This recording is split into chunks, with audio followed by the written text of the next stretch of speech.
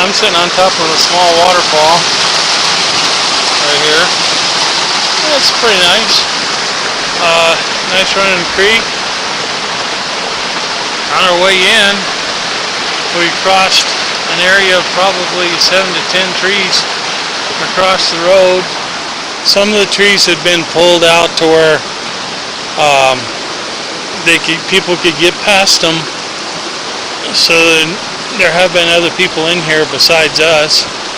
But it's kind of funny that all these trees are across the road. David's up that way sitting on the rocks, taking it easy. It's going to be kind of a nice day today, easy day.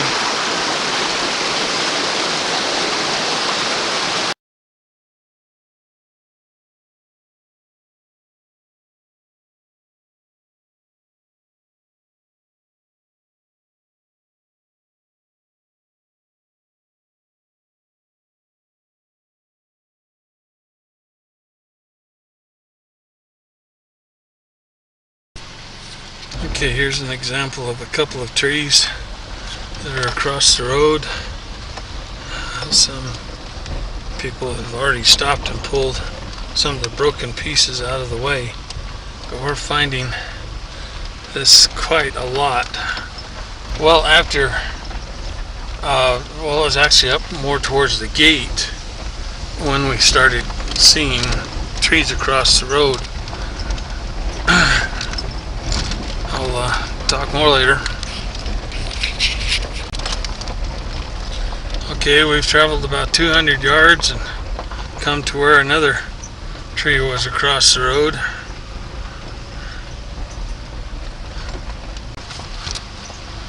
And about 50 yards down the road, we come to more trees across the road.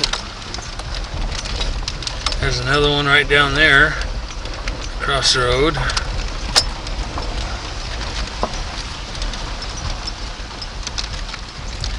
I've never seen so many trees down across the road. It's almost like they just went down the road looking for trees that they could push over and push down into the road. Keep what Glenn calls the unhairy little feet from coming in and bothering them. Okay, here we come to one of the many creek crossings. And we get to ford it, or Chevrolet it, or in this case, Toyota it. Yeah, we made it.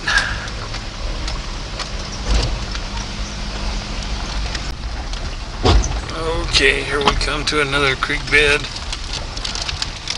Are we gonna make this one? Glenn said he'll get out and push if we don't. I'd rather walk back. Okay. And the little Tacoma does it again.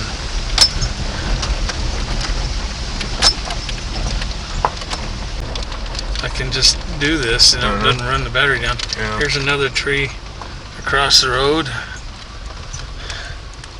that people have had to clear out so that we could get by.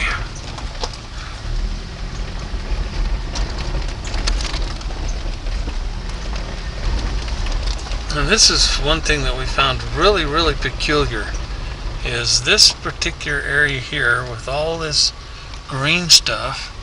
It's all been ripped off of a tree and piled up, but there's no tree.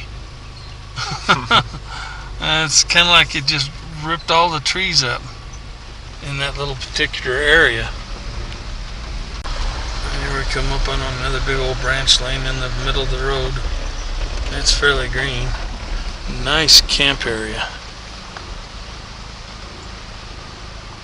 Nice little camp area. Alright, more trees that were in the road. Another one in the road.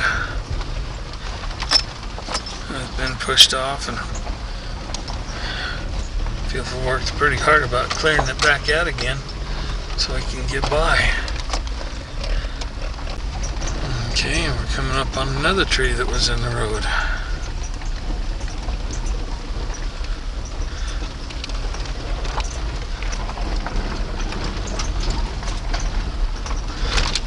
Another one. That one was pushed down by the roots. Down across the road. Another big old tree limb that was in the middle of the road.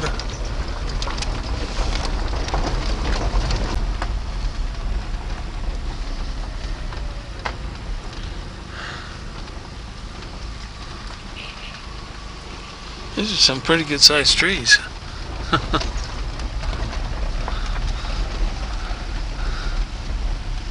I just think there's way too many of them stretched across the road for it to be some kind of another bush that's been pushed down to try to cover the road. I wonder if it was a family project. You know, let's take a trip down the road and push as many trees as we can down. Keep those hairless little feet out of here. I would like to make mention that the area that we're in right now, where all these trees are downed and stuff, we're not too far away from what I call Spooky Valley. Another tree that's been busted up and was across the road.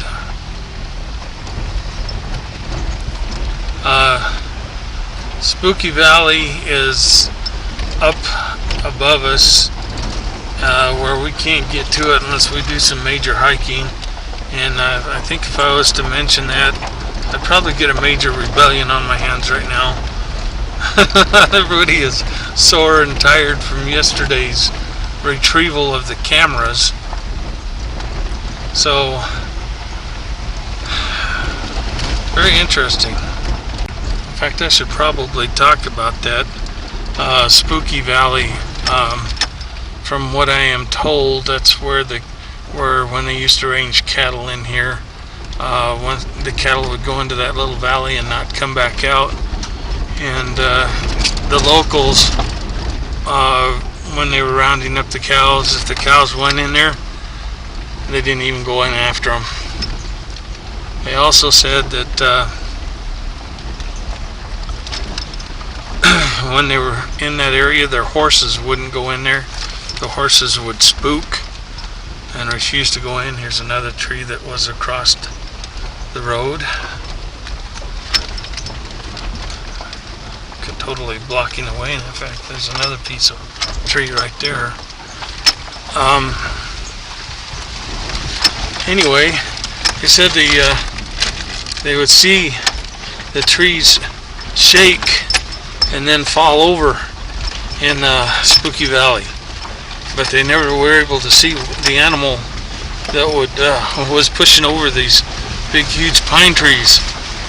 And they're like these pine trees that we've been seeing across the road. They're big, huge pine trees. I mean, it's not like me or Glenn or any combination of us is going to be able to get out there and push one of those trees over. Now we're going over a pretty rocky area right now, but my little Tacoma is doing it. So, the question is when are we going to go into Spooky Valley? We've been along the outskirts of it.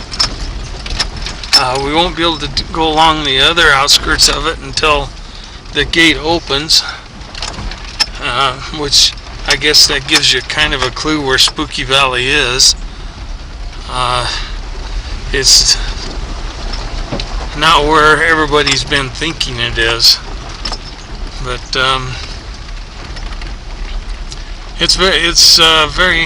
they very definitely don't want people in there. So it's just kind of strange how they go about sabotaging things to make sure that us hairy little feet don't go in there after them. Talk about that. this X right here, made by these two trees and so forth, is not natural aerial marker. So, which stands to reason. We do see an awful lot of broken off trees. And after this area here, we don't see as many trees pushed across the road. So this might be the edge of their territory. Okay, that's about as close as we come to finding a Bigfoot right there.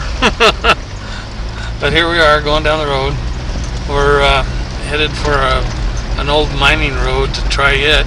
It was interesting to see that after the big X that Jeff says is a boundary marker, there wasn't a single tree across the road. So maybe he's right. Maybe he's that's the boundary of their territory.